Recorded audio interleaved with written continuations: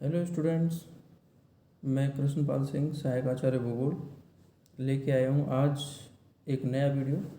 और आज हम अपने इस वीडियो में बात करेंगे पेंक के अपवर्तन चक्र की।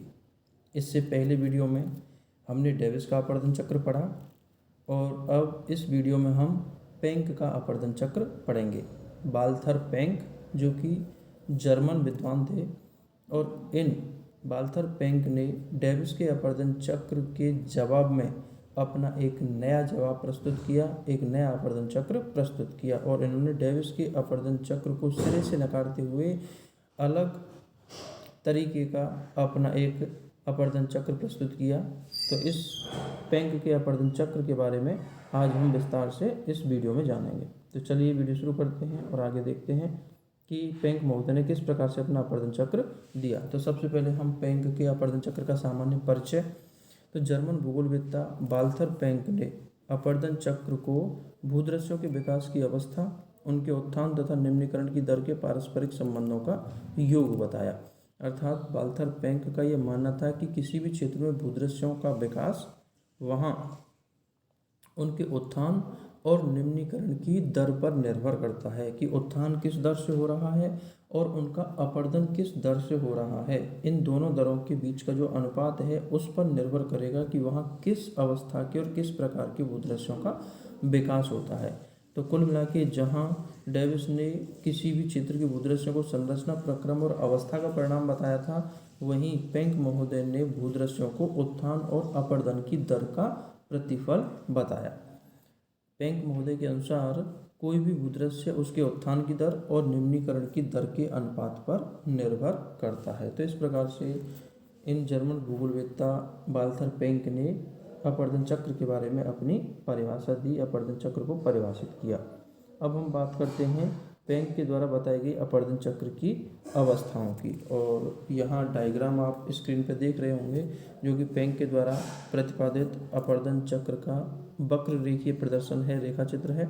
और इन्होंने भी रेखा चित्र के माध्यम से दो वक्रों के माध्यम से अपने अपवर्तन चक्र की विभिन्न अवस्थाओं को परिभाषित किया है। तो यहाँ सबसे पहले हम डायग्राम को समझते हैं। तो डायग्राम में आप देख सकते हैं जो खड़ा हुआ अक्ष है वो ऊंचाई को प्रदर्शित कर रहा है और जो लेटा हुआ अक्ष है, एक्स अक्ष, वो समय की अवधि या समय को प्रदर्शित करता है। और इसमें दो वक्र बनाए गए हैं और दो वक्रों में ऊपरी जो वक्र है वो यूसी कह सकते हैं, अपर कर्व या ऊपरी वक्र, जो कि पर्वतीय शिखरों को प्रदर्शित करता है, और निचला वक्र एलसी वो घाटियों के तलों को प्रदर्शित करता है। तो इस प्रकार से दोनों वक्र और दोनों वक्रों के मध्य जो गैप है वो सापेक्षिक उच्चावच को प्रदर्शित करता है। अर्थात दोनों वक्रों के बीच का जो गैप है वो घाटी की तली और पर्वत के जो शिखर है उन दोनों के मध्य की ऊंचाई को प्रदर्शित करता है, जिसे हम सापेक्षिक उच्चावच के नाम से भी जानते हैं। जबकि ऊपरी वक्र निरपेक्ष ऊंचाई को प्रदर्शित करता है या निरपेक्ष उच्चावच को प्रदर्शित करता है।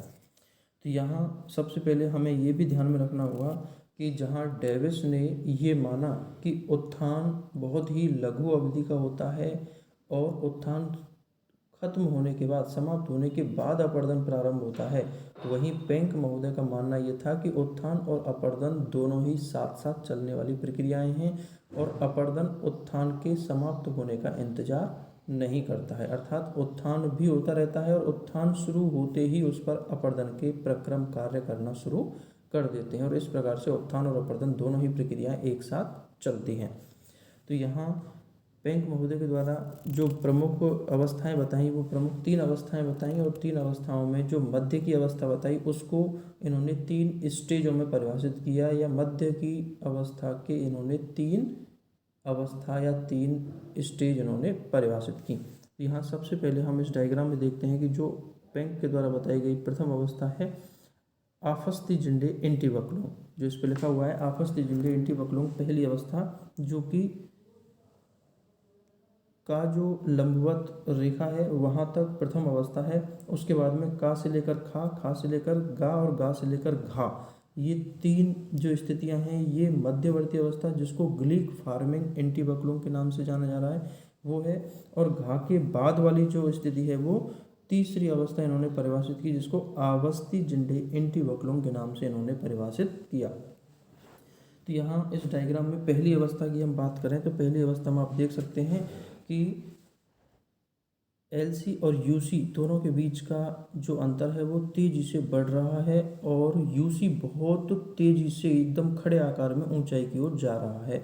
अर्थात इन वक्रों से हम ये कह सकते हैं कि प्रथम अवस्था में उत्थान बहुत तेज़ी से होता है, जबकि अपवर्तन धीमी गति से होने की वजह से निरपेक्ष उच्चावच काफ़ी तेज़ी से बढ़ता है। वहीं सापेक्ष उच्चावच में भी लगातार वृद्धि होती है, क्योंकि इस प्रथम अवस्था में नदियों के द्वारा गहराई का अपवर्तन होता है, जबकि पार्श्विक अपवर्तन बहुत कम होता है और लंबवत अपवर्तन अधिक होने तथा पार्श्विक अपवर्तन बहुत कम होने की वजह से सापेक्ष उच्चावच में भी वृद्धि होती है। तो यही चीज़ आगे हम देख सकते हैं, यहाँ लिखा हुआ है।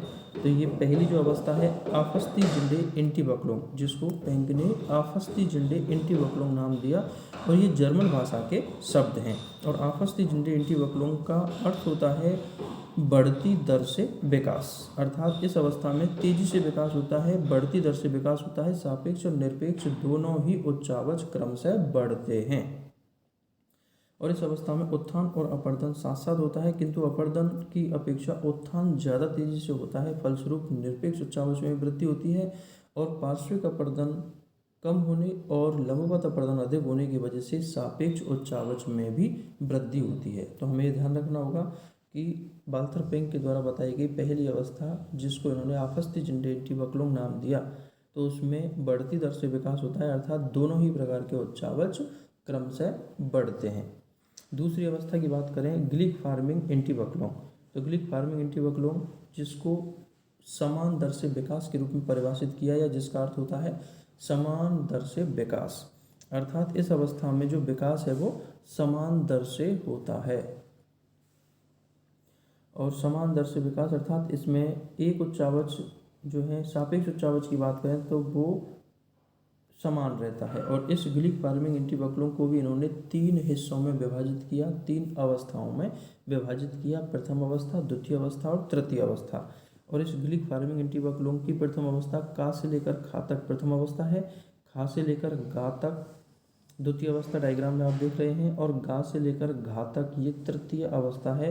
और इन तीनों ही अवस्थाओं को मिला करके इन्होंने ग्लिक फार्मिंग इंटीबक्लोंग ये सेकंड अवस्था इन्होंने परिभाषित की।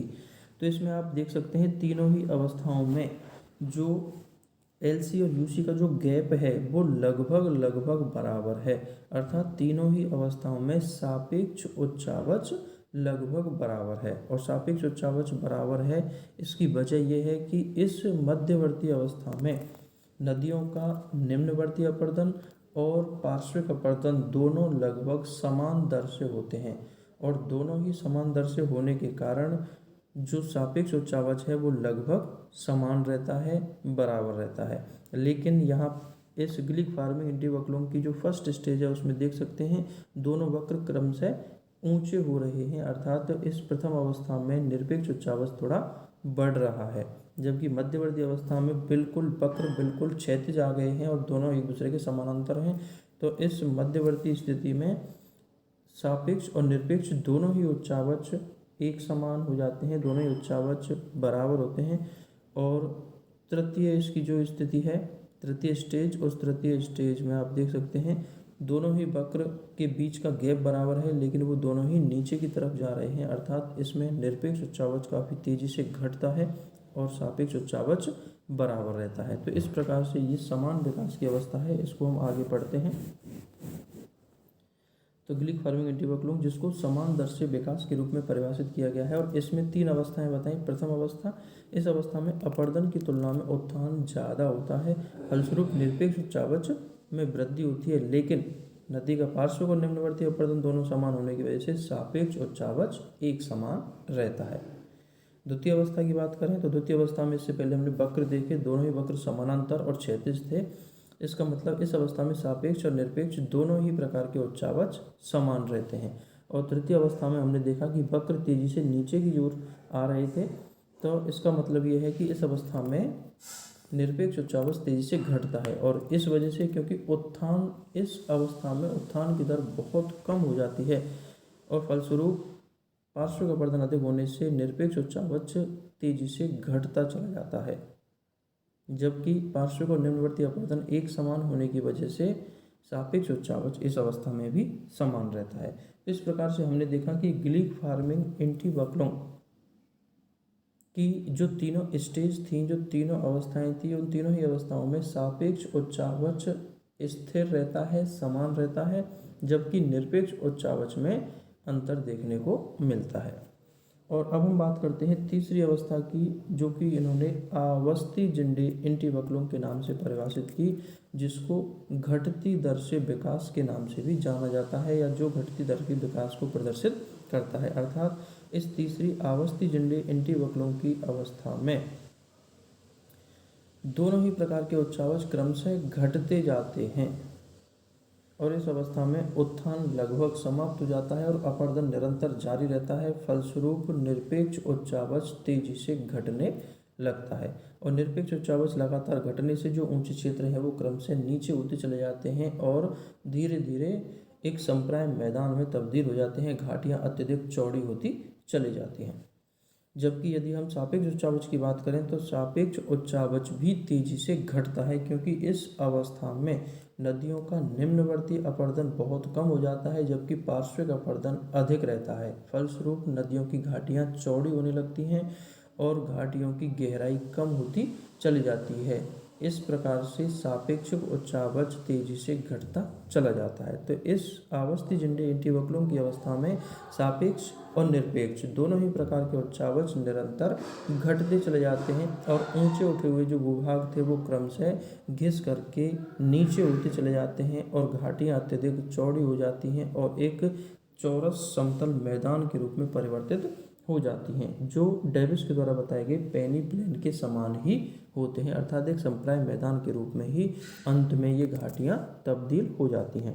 तो इस प्रकार से पेंक महोदय ने ये अपना अपवर्तन चक्र दिया और पेंक महोदय ने अपने अपवर्तन चक्र को इस प्रकार से कुल 5 प्रकार की स्टेज में, कुल 5 प्रकार की अवस्थाओं में विभाजित किया, जिसको मुख्य रूप से 3 मुख्य अवस्था और जो द्वितीय अवस्था थी उसको 3 स्टेजों के आधार पर कुल 5 अवस्थाओं में इन्होंने विभाजित किया। तो ये पेंक का अपवर्तन चक्र था। उम्मीद करता हूँ आपको मेरे द्वारा दी गई जानकारी समझ में आई होगी और मेरा वीडियो आपको अच्छा लगा हो तो इसे लाइक करें और अपने दोस्तों के साथ शेयर करें तथा मेरे चैनल को सब्सक्राइब अवश्य करें। धन्यवाद।